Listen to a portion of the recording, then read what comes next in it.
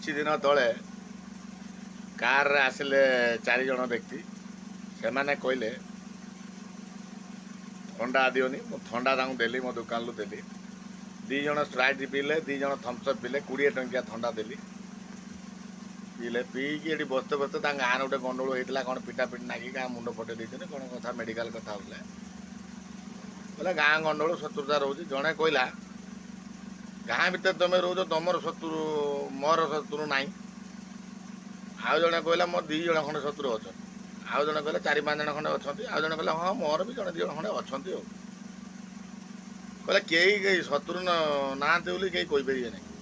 ସେ ଜଣେ କହିଲା, ଜଣେ ବ୍ୟକ୍ତି କହିଲା ମୋର କେହି ଶତ୍ରୁ ନାହାନ୍ତି। ସେଇ ଜଣେ ବ୍ୟକ୍ତି ଯେ କହିଲା ତୁମର କେହି ଶତ୍ରୁ ନାହାନ୍ତି, ସେ ମୋତେ ପଚାରିଲା, ଓ ଭାଇ ଦୋକାନୀ ଭାଇ, ତୁମର କ'ଣ କେହି ଶତ୍ରୁ ନାହାନ୍ତି? ମୁଁ ହସିକି କହିଲି, ଭାଇ ମୋର ଏଠି ସମସ୍ତେ ଶତ୍ରୁ। କହିଲେ କାହିଁକି ସମସ୍ତେ ଶତ୍ରୁ କହିଲ?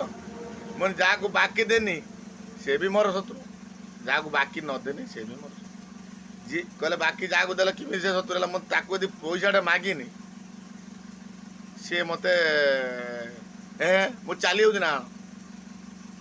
ଆଉ ପ୍ଲସ୍ ସେ ନୁଚିକି ପଳେଇ ଯାଉଥିବ, ରାତି ବେଳିଆ ପଳେଇ ଯାଉଥିବ, ଫୋନ୍ ଉଠେଇବନି। ତାର ଧନ୍ଦା ସେଇଆ, ସେ ସେଇଭଳିଆ ପରିଚାଳନା ହେଇକି ସେଇ ପ୍ରକାର ଲୋକ ଥାନ୍ତି। ବିଶ୍ୱାସ ଆଉ କାହାରିକି ନାହିଁ।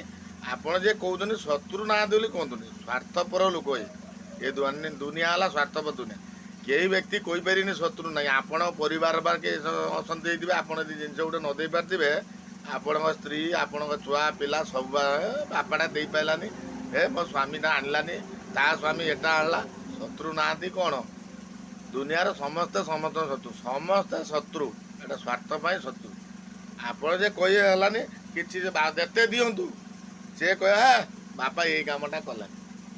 ଦୁନିଆର ସମସ୍ତେ ଶତ୍ରୁ। ଆପଣ ଯଦି ନିଜେ ଠିକ୍ ରହିବେ, ଶତ୍ରୁ କିନ୍ତୁ ସମସ୍ତେ। ଯେ ଆପଣ ଯେ କହୁଛନ୍ତି ଗ୍ୟାରେଣ୍ଟି ଦେଇହେବନି। ଏ ହେଲା ସ୍ୱାର୍ଥପର ଦୁନିଆ।